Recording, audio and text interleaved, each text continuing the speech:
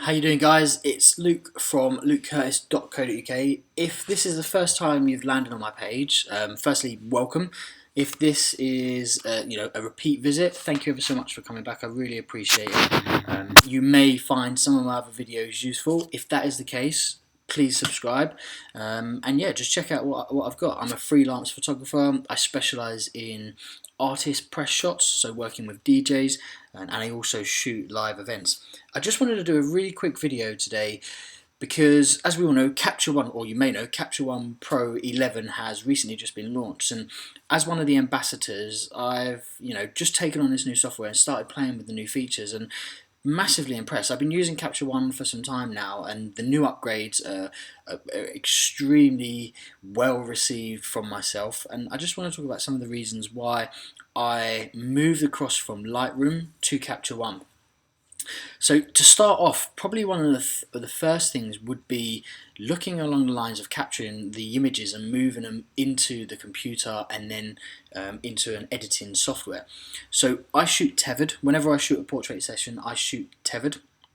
And as a Sony shooter using the Sony a7R II, tethering is not an easy solution when you're using Lightroom. Yes, for Canon and Nikon users it's particularly easy. For Sony users it's extremely difficult.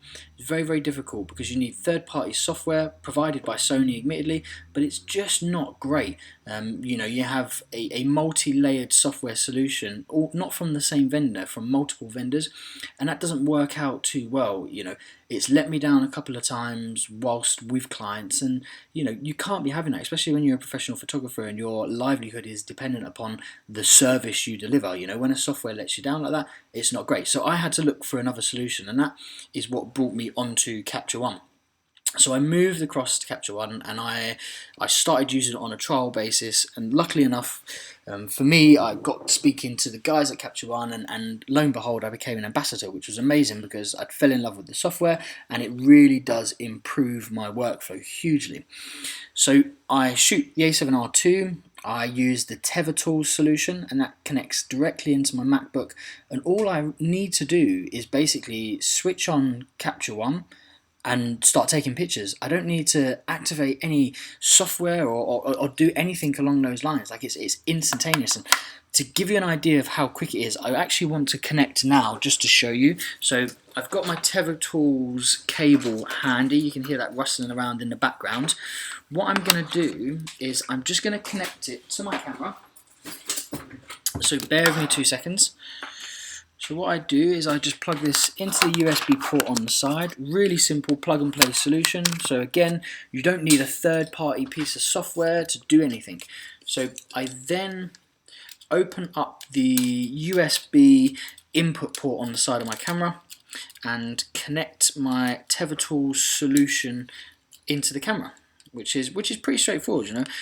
As a professional, of course, we all deal with extremely technical stuff on a day-to-day basis, but you want things to just work. It really is that simple. So for me, I just plug this USB cable into the side of my camera, switch my camera on.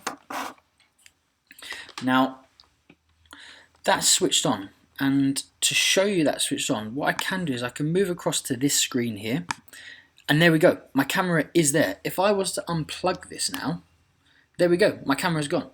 If I plug it back in, it's back again.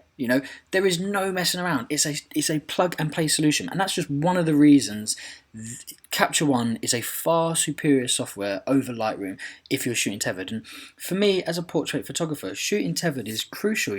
It helps me give direct feedback to my clients.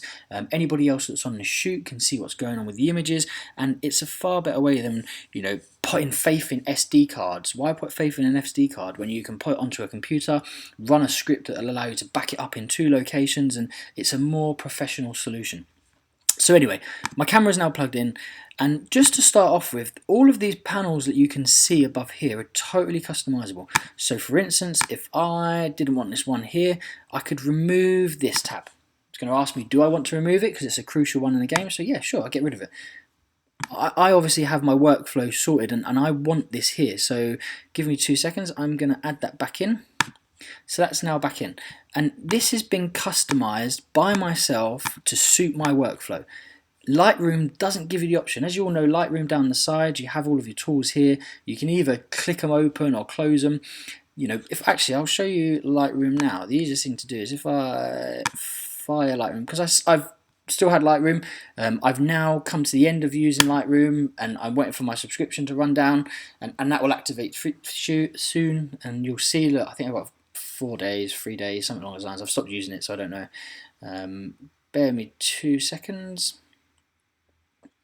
That's now just going to fire up. I'll probably get a, update your subscription message or somewhere along those lines. Probably not. Okay, cool. So we're fired up. Now, if we look at the difference between the two, now on this side here, this is Lightroom. It isn't really customizable. I can't really do anything bar change how much of an image I do or don't see, and it's all laid out. Now that's cool because that's kind of the workflow the photographer would expect to go down the route. All of these as well, they're all fixed, and that's great if you're used to using this software. But there will become a time as a photographer your workflow becomes bespoke to yourself. You can't use an out-of-the-box solution. You need to customize it to a certain degree so your workflow is improved.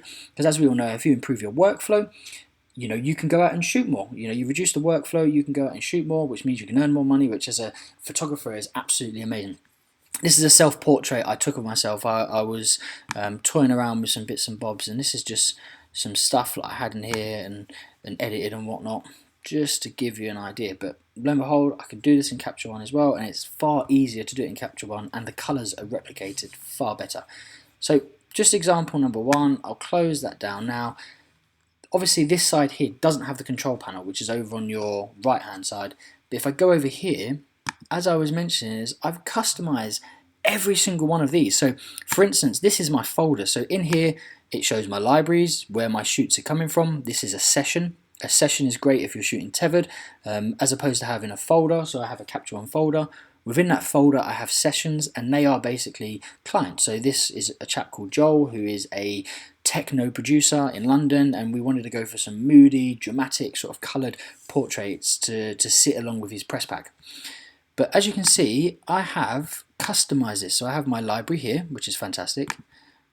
If I go into my session folders, the images that are captured are here.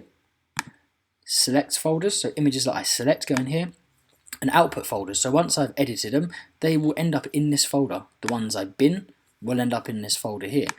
The capture folder sits here. So if this was shot in the home studio, so some of these images may be no good. I'm just going to find like a black one. There we go, cool. So if I was to, give me 2 seconds, delete. So delete that chap there, and we head back to the image that we were working on.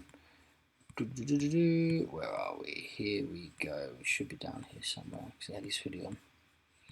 A little bit further down, and he's 5-starred it as well, which is another phenomenal thing, because when you're shooting these, the client can 5-star. So I believe it's on here. You see there's 5 stars? I use Capture Pilot, and I'll talk about that in a little bit, but basically the client can 5-star those images. So when I'm working through my workflow, I know which images that need to take a priority to be edited. So heading back over here, if I go into my trash now, there you go, you can see images that have fallen into the trash from that shoot. So pretty cool, pretty straightforward. Hasn't got rid of them. So if I want to go back to them at a later date, I can do. Hasn't totally deleted them, and it categorizes them phenomenally well on the hard drive I use. So if I go into the hard drive, I can see trash folder, output, selects, and the captured images. So they're all still there, even if I decide to remove them from the workflow to speed up things. So totally customizable here. Then we have my camera's parameters, which is great. And I can also use this to fire my camera and change parameters and mix things up within my camera, which is, it's phenomenal, like absolutely phenomenal. An all-in-one solution that allows me to do this. Can also adjust my focus and also my camera settings. So you can see there that it's an A7R2. You can see I'm shooting in RAW. You can see all the parameters of the camera in here, very easy to use. If I didn't want to see these, of course, if they're useless to you, remove them. Which is, one of the key benefits of using this software. It's totally bespoke to you because you bespoke it to fit your workflow.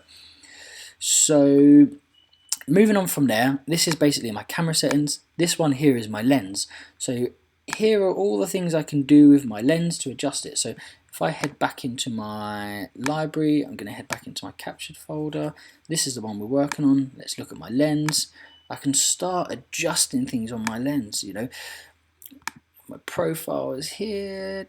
What do I want to do? Do I want to create a vignetting? I can do those as well. I can drop it down, which may add to the effect of the image.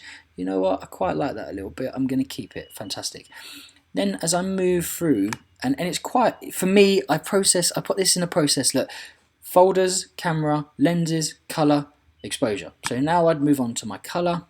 I can look at my histogram where I'm sitting here. Okay, what do I want to do? You know, where do I want to take this color? So do I want to saturate it a little bit more? Do I want to saturate the right colors? So bear with me 2 seconds. Going too fast. Take my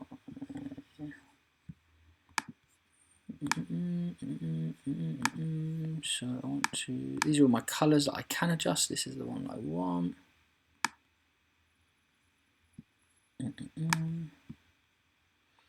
So you can see I'm starting to change that, and I'm specifically picking on one color. So if he had a range of other colors in there, I could pick on those colors. I don't want to work on a range of those colors. I just want to pick on the one that we have exposing with the gel, which is that one there. So you can see I can tweak all of these colors as I go, which is pretty cool. I can work on black and white, very simple. Enable to black and white. Split tones. Really straightforward, you know, for me it's logical how it's laid out. Then I move to my exposure. So if I want to work my exposure up a little bit, this I try to get as much right in camera as possible, if I'm completely honest. So what I'll tend to do is, here we go, I'll get my exposure there. What I'm going to look for next is clarity. So if I pull this around, just look at his facial hair, because that's where really, his facial hair and his eyes. So if I then pull my clarity up a little bit, you can see it really darkens around the eyes. It gets a bit moody. I don't really like that, but I do want to bring it up just a little bit. Structure, smooth out, and I also have sharpening as well. So if I go up into my sharpening, you'll see, particularly on his beard, as we work through one end of the extreme, back to the other, but I want to keep it a little bit soft. I'm quite happy with how it's starting to look as an image. I then move along. This will give me the ability to, you know, edit the image even further. So if I was to send it to a retoucher, for instance, I could start to say, okay, right, retoucher, I would like to, if I take that one there, let me just take that back a little bit.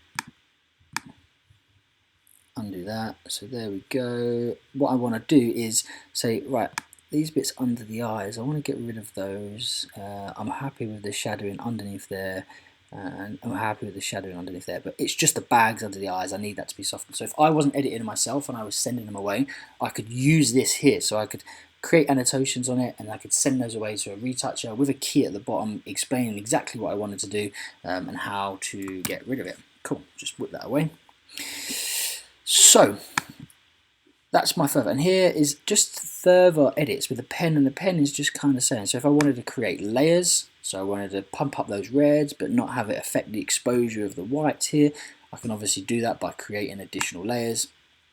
Then I move in the option to crop. Really simple. Highlight the area that I would like to crop. As you can see, this noise, this stuff at the back, I don't want to see any of that, so I'm going to pull that over to about there. Click up here, and there we go. So I'm starting to become a little bit happy with that. So that's my image. I'm happy. I'm getting there. If I was then looking to move it, I can look at my output location. So where do I want this image to go? And beyond that as well, would I like it to have any presets? It does have some built-in presets. So I could go in and choose a preset and use it to export with those presets, and also giving you a bit of a highlight of what's going on, so you can export with some of those presets just for the fun of it. Take that off because I don't want it. Really simple. Click Ed through, and there we go. So I didn't really want to spend too much time with this. I just wanted to give you an idea on the customization on here, and for me that's one of the key reasons I use Capture One Pro over Lightroom, is because this up here is totally bespoke to my workflow, which is phenomenal. And you know, if you were taking it on as a software, you would have the option to make it totally bespoke to your workflow as well. So hopefully the video was useful. It's given you a little bit insight into what you can do and a bit of an insight into my workflow as well. Now, as a Capture One ambassador, I do have the privilege of offering you guys a 10% discount on a solution. If you go to the checkout and you put in AMB LUKE, so AMB Luke, at the checkout, that will give you a 10% discount on your solution, and that's exclusive as a privilege of being one of the 7 ambassadors globally, which is pretty phenomenal. If you have any questions on this video, please do pop them into the comments. If you'd like to see me focus specifically on something, so how do you do layers, how do you export, you know, if you want to be real specific, or even just have a look at my setup outside of the screen. So I'm only doing a screen capture today. How does it look, you know, with a tether table running into the computer? But you've seen how simple it is. It's simple, just plug and play. So if you had any more ideas on videos, please do pop them into the comments. If you like this video, please subscribe, and also follow the links to see some of my other works. I really appreciate your time, and hopefully I will see you back here soon. Take care.